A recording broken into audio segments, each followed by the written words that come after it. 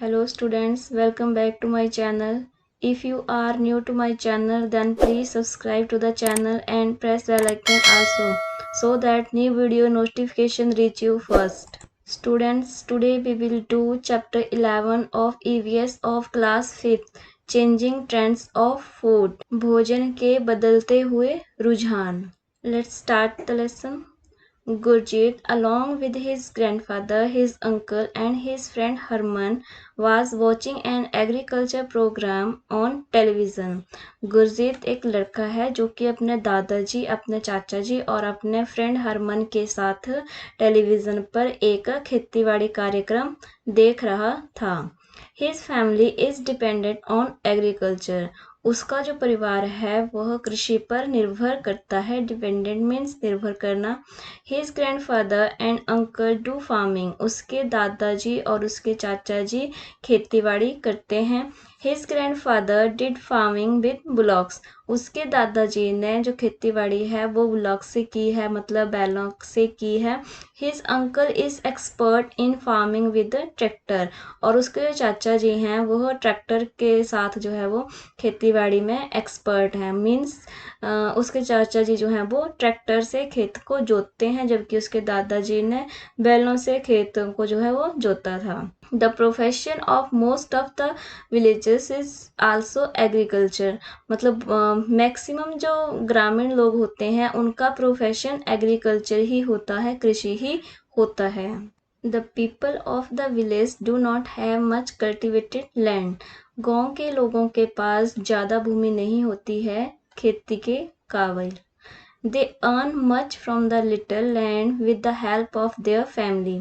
वे छोटी सी भूमि में ही अपने परिवार के साथ जो है बहुत ज़्यादा मेहनत करके ज़्यादा पैसा कमाते हैं. As they own less land, they have to work on a tenanted land. जैसे कि उनके पास अगर कम भूमि होती है तो उन्हें किराए की भूमि पर भी काम करना पड़ता है. Seeds, agriculture tools, fertilizers, pesticides and cheap loans can be got from the cooperative societies. बीज, एग्रीकल्चर टूल मतलब कृषि के औजार, फर्टिलाइजर्स खाद्य, पेस्टिसाइड्स कीटनाशक एंड चीप लोन्स और सस्ते लोन जो हैं वो उन्हें कोऑपरेटिव सोसाइटी से मिल जाते हैं टू डू फार्मिंग, खेतीबाड़ी करने के लिए. Besides agriculture, they do other subordinate businesses such as rearing livestock, fishing, beekeeping, and mushroom harvesting to earn their livelihood. वे कृषि के अलावा भी, बिसाइड्स एग्रीकल्चर मीन्स कृषि के अलावा भी, they do other subordinate business, वे अन्य बिजनेस भी करते हैं जैसे कि सच एज मीन्स जैसे कि रियरिंग लाइव स्टॉक पशु को पालना, रियर होता है पालना, लाइव स्टॉक मीन्स पशुधन, फिशरिंग मछली पकड़ना या मछली पालना, बी कीपिंग मीन्स मधुमक्खी पालन, and mushroom harvesting means mushroom की खेती करना, मशरूम को उगाना. मशरूम मीन्स खोम्ब. टू अर्न देयर लाइवलीहुड, वे अपनी आजीविका कमाने के लिए ये अन्य काम भी, अन्य बिजनेस भी करते हैं. They also grow fruits and vegetables in some land, वे कुछ भूमि पर फल और सब्जियां भी उगाते हैं. ग्रो मीन्स उगाना. They are given knowledge and training about this works by the Krishi Vigyan केंद्र एट द डिस्ट्रिक्ट लेवल, और उनको इस सब की जानकारी जो है, जो ज्ञान है और जो प्रशिक्षण है वो जिला स्तर पर कृषि विज्ञान केंद्र द्वारा दिया जाता है. His mother and his grandmother also make and sell pickle, sauce, spices and murabba. उसकी मम्मा और उसकी दादी माँ जो है वो क्या करते हैं, वो बनाते हैं और बेचते हैं. मेक मीन्स बनाना, सेल मीन्स बेचना. क्या क्या बेचते हैं वो, पिकल अचार, सॉस, स्पाइसेस मीन्स मसाले, एंड मुरब्बा और मुरब्बा. ठीक है, ये सारी चीज़ें वो बनाते भी हैं और बेचती भी हैं. They also take care of pet animals, वे पालतू पशुओं की देखभाल भी करती हैं. In this way they earn a lot of profit every year, और इस तरह से वो हर वर्ष काफ़ी लाभ जो है वो कमाते हैं. अर्न मीन्स कमाना.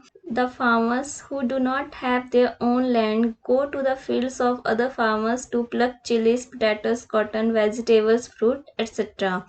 ऐसे किसान जिनके पास अपनी भूमि नहीं होती है वे दूसरे किसानों के खेतों में काम करने जाते हैं और क्या क्या काम करते हैं, टू प्लक चिल्लीज, मिर्ची तोड़ने का काम करते हैं, पोटैटोज को इकट्ठा करते हैं, कॉटन मतलब रुई जो होती है कॉटन उसको इकट्ठा करते हैं, वेजिटेबल्स जो सब्जियां होती हैं उनको, और फ्रूट्स फल को। They also look after the gardens of other farmers, वे अन्य किसानों के बगीचों की भी देखभाल करने का काम करते हैं।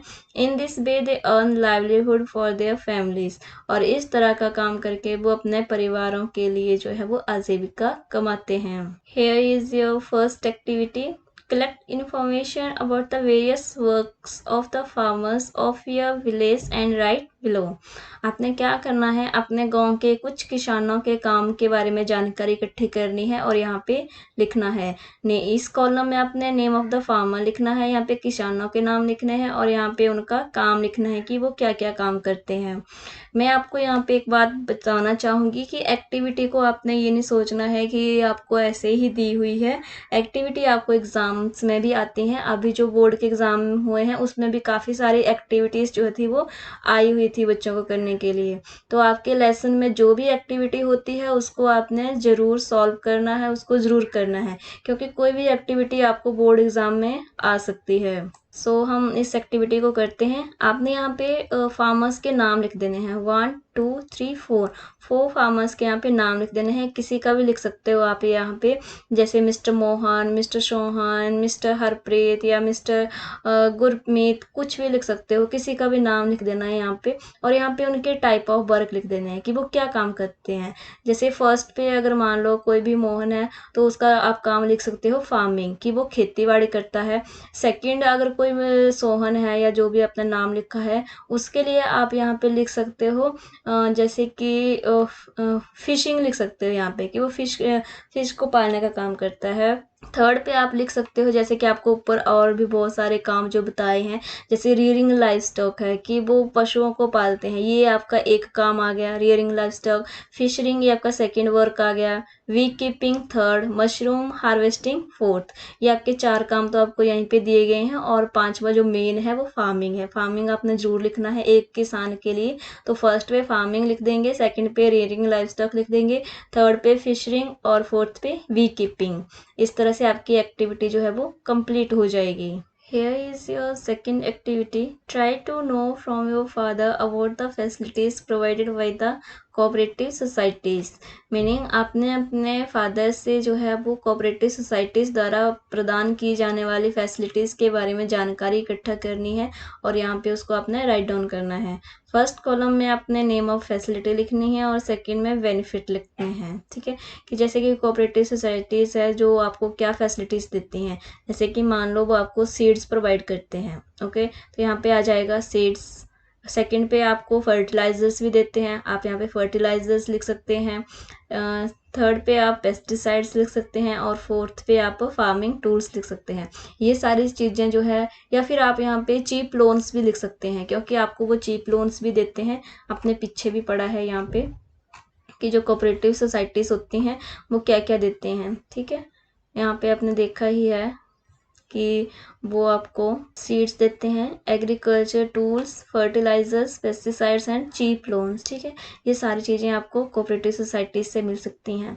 तो आपने 4 यहाँ से लिख देनी है, 1 2 3 एंड 4। या चीप लोन एक को काट के आप यहाँ पे चीप लोन लिख सकते हो, क्योंकि आपको 4 ही कॉलम्स दिए गए हैं तो आपने 4 लिखनी है फैसिलिटीज़। और यहाँ पे आपने उसके बेनिफिट लिख देने हैं कि क्या कौन से बेनिफिट्स होते हैं। बेनिफिट्स होता है लाभ, कि क्या लाभ उनको इससे मिलते हैं। Let's continue the lesson. दादाजी told that it is not possible to do farming everywhere in our country because somewhere there are hills, somewhere rivers and streams, somewhere deserts and somewhere there are forests. दादाजी ने बताया, told बताया, दादाजी ने बताया कि हमारे देश में हर जगह पे खेती करना जो है वो पॉसिबल नहीं है। क्यों नहीं है? क्योंकि कहीं पे हिल्स हैं, कहीं पे जो है वो पहाड़ियाँ हैं, कहीं पे नदियाँ हैं और कहीं पे क्या है, डेजर्ट्स हैं, मतलब रेगिस्तान है, और कहीं पे जंगल ही जंगल हैं। रिवर्स एंड स्ट्रीम्स होती हैं, रिवर्स होती हैं नदियाँ, और स्ट्रीम्स होती हैं उसकी सहायक नदियाँ जो होती हैं। छोटी छोटी नदियाँ जब एक बड़ी नदी में आके मिलती हैं उनको स्ट्रीम्स कहते हैं। Various crops are grown in different states according to the type of soil and climate. देश के विभिन्न राज्यों में क्लाइमेट मीन्स जलवायु और सॉइल मीन्स मिट्टी। विभिन्न राज्यों में क्लाइमेट जलवायु और मिट्टी की किस्म के अकॉर्डिंग मतलब किस्म के अनुसार ही विभिन्न फसलें जो है वो उगाई जाती हैं। Punjab is an agriculture state. जो पंजाब है वह एक कृषि प्रधान राज्य है। कृषि प्रधान एग्रीकल्चरल मीन्स यहाँ पे कृषि सबसे ज़्यादा की जाती है। It is easy to do farming here as compare to other states. यहाँ पे खेती करना जो है वो बहुत इजी है अगर दूसरे राज्यों से कंपेयर किया जाए तो। मीनिंग कि दूसरे राज्यों की तुलना में पंजाब में खेती करना बहुत आसान है। Modern tools for farming, sources of irrigation and productive land are available here. Modern tools for farming, खेतीबाड़ी के लिए आधुनिक औजार, सोर्सेस ऑफ इरिगेशन सिंचाई के स्रोत और प्रोडक्टिव लैंड और जो उपजाऊ भूमि है वो यहाँ पे आसानी से अवेलेबल है, उपलब्ध है। What it is very difficult to do farming in some other states of India, for example Maharashtra and Andhra Pradesh. What it is difficult मतलब कि भारत के अन्य कुछ जो राज्य हैं वहाँ पे खेतीबाड़ी करना थोड़ा मुश्किल है, बहुत मुश्किल है। क्यों? और यहाँ पे आपको कुछ एग्जांपल्स भी दिए हैं कि किस स्टेट्स में जो है वो फार्मिंग करना डिफ़िकल्ट है, जैसे कि महाराष्ट्र और आंध्र प्रदेश। ये हमारे साउथ के जो हैं वो राज्य हैं। जैसे यहाँ पे क्या होता है, many times the crops are damage there because of excessive rainfall और ड्रॉट। क्या होता है कि यहाँ पे काफ़ी टाइम, मैनी टाइम्स कई बार क्या होता है, फसल जो है वो डैमेज हो जाती है। डैमेज मीनिंग नष्ट हो जाती है। क्यों? किसके कारण? एक्सेसिव रेनफॉल, अधिक वर्षा के कारण, या फिर ड्रॉट या फिर अत्यधिक सूखे के कारण जो है वो फसल खराब हो जाती है। So the farmers remain under heavy debt. और इस तरह से क्या होता है, जो किसान होते हैं वो भारी कर्ज के नीचे जो है वो दबे रहते हैं। डेट मीनिंग ऋण, कर्ज। Therefore, these farmers earn their bread by doing agriculture or other jobs with their families in Punjab or other states. Therefore means इसीलिए ये किसान अपनी फैमिली के साथ पंजाब या किसी दूसरे राज्य में अपनी रोटी कमाने के लिए, earn their bread mean अपनी रोटी कमाने के लिए या तो कृषि करते हैं या कुछ अन्य जॉब करते हैं। Okay, here are two pick of crop damaging. First is drought and second is excessive rainfall. यहाँ पे जो है ज़्यादा बारिश हुई है उस कारण फसल खराब हो गई है, और यहाँ पे जो है अत्यधिक सूखा पड़ा है। ठीक है, ड्रॉट हुआ है, यहाँ पे सूखा पड़ गया है, बारिश ही नहीं हुई है, तो उस तरह से भी जो है वो फसल यहाँ पे डिस्ट्रॉय हो गई है। Crops destroyed by excessive rainfall and drought. जो फसल है वो डिस्ट्रॉय कर दी गई है, खराब कर दी गई है एक्सेसिव रेनफॉल द्वारा या फिर सूखे के द्वारा, भारी वर्षा के कारण या फिर सूखे के कारण। Let's continue our lesson. Sometimes the farmers from some villages of Punjab shift to other villages temporarily with the family to pluck cotton or fruits. कभी कभी जो पंजाब के कुछ गाँव के जो किसान होते हैं वो किसी दूसरे गाँव में शिफ्ट हो जाते हैं टेम्परेरली मतलब कुछ समय के लिए अपनी फैमिली के साथ। क्यों? टू प्लक कॉटन और फ्रूट्स मतलब कॉटन और फ्रूट को तोड़ने के लिए जो है, प्लक मीन्स होता है तोड़ना, उनको तोड़ने के लिए दूसरे गांव में शिफ्ट हो जाते हैं। In this way the study of their children is also affected. और इस तरह से उनके बच्चों की जो स्टडी होती है, जो पढ़ाई होती है, वो भी प्रभावित होती है। They remain backward in studies as compare to the other children. और उनके बच्चे इस तरह से पढ़ाई में जो है वो पीछे रह जाते हैं यदि उनकी तुलना की जाए अन्य बच्चों से। मीनिंग कि अन्य बच्चों की तुलना में जो ये किसान होते हैं, जो शिफ्टेड होते रहते हैं, उनके बच्चे पढ़ाई में पिछड़ जाते हैं। Uncle got an advice from the grandfather about the new seeds of wheat. चाचा जी ने दादाजी से गेहूं के बीज के बारे में जो है, नए बीजों के बारे में जो है जानकारी, सलाह जो है वो प्राप्त की। The grandfather said that the seeds got from the wheat grain of last season are very productive. दादाजी ने बताया कि पिछले सीजन जो गेहूं की फसल हुई थी उसके जो बीज हैं वो बहुत ज़्यादा प्रोडक्टिव हैं, मीनिंग उपजाऊ हैं। They had kept the old seeds in a drum after cleaning and drawing them. उन्होंने पुराने बीजों को साफ करने और सुखाने के बाद जो है वो ड्रम में रख दिया था। Therefore they will sow old seeds along with the new ones. इसीलिए वे नए बीजों के साथ, न्यू वंस मीन्स नए बीजों के साथ पुराने बीजों को भी बोएंगे. सो मीन्स बोना. On Saturday, Uncle brought the purified seeds from Punjab Agriculture University, Ludhiana. शनिवार को चाचा जी agriculture university Punjab agriculture university Ludhiana से जो है शुद्ध बीज लेके आए थे. प्योरीफाइड मीन्स शुद्ध किए हुए, साफ किए हुए स्वच्छ बीज. Here are the two pics. The first one is Punjab Agriculture University and the second one is the farmers who are bringing purified seeds. एक पिक में आपको पंजाब एग्रीकल्चर यूनिवर्सिटी लुधियाना जो है उसकी पिक दिखाई है और यहाँ पे जो है किसान जो है वो प्योरीफाइड शुद्ध बीज जो है वो लेके आ रहे हैं. Let's continue the lesson. On Sunday, the fields were plowed well and the seeds were sown after applying a special chemical on them to save them from mold. Sunday को क्या किया गया, खेतों को जो है अच्छी तरह जोता गया. प्लोड मीन्स जोतना. एंड द सीड्स और जो बीज थे उनको जो है वो बोया गया. आफ्टर अप्लाइंग बोने से पहले उसके ऊपर क्या किया गया, उसके ऊपर उन्होंने एक स्पेशल केमिकल जो है वो लगाया ताकि उसको फफूंद से बचाया जा सके. आफ्टर अ फ्यू डेज कुछ दिनों के बाद स्मॉल प्लांट्स ग्रू छोटे छोटे पौधे उग आए. And the fields were full of greenery और जो खेत थे वो हरियाली से भरे हुए थे. ग्रीनरी मीन्स हरियाली. Uncle said that moisture and heat are needed for the germination of seeds. Uncle जी ने बताया, चाचा जी ने कहा कि जर्मिनेशन ऑफ सीड्स बीजों के अंकुरन के लिए, मीनिंग बीजों को निकलने के लिए, बीजों को अंकुरित होने के लिए नमी और जो हीट होती है उसकी ज़रूरत रहती है. हीट मीन्स यहाँ पे थोड़ा सा मतलब जो गर्मी रहती है, थोड़ी सी हीट होती है, उसकी भी ज़रूरत रहती है. After some days agriculture expert, agriculture development officer from the agriculture department came to see the crop. और कुछ दिनों के बाद एग्रीकल्चर डिपार्टमेंट से एग्रीकल्चर जो एक्सपर्ट था, जो कृषि विशेषज्ञ था, वो आया. क्यों? To came to see the crops, फसल को देखने के लिए.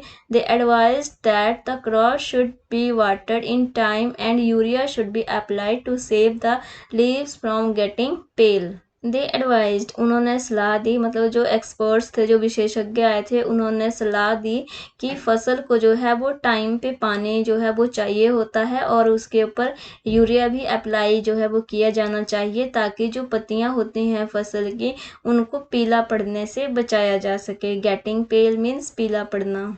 If the crops are destroyed by some natural calamity, the farmers are given compensation by the government. कि अगर फसल जो है वो किसी प्राकृतिक आपदा से जो है वो डिस्ट्रॉय होती है, मीनिंग अगर बाढ़ से या फिर सूखे से जो है वो फसल खराब हो जाती है, तो फार्मर्स को जो है वो सरकार की तरफ से कंपनसेशन, मीनिंग कि उनको जो है वो राहत सामग्री, राहत जो है वो पैसा जो है वो उनको दिया जाता है. Here are some questions for you based on the part of the lesson which we have read above. First is, from where do the farmers get information about the new seeds? Meaning किसानों ने नए बीजों के बारे में जानकारी कहाँ से प्राप्त की?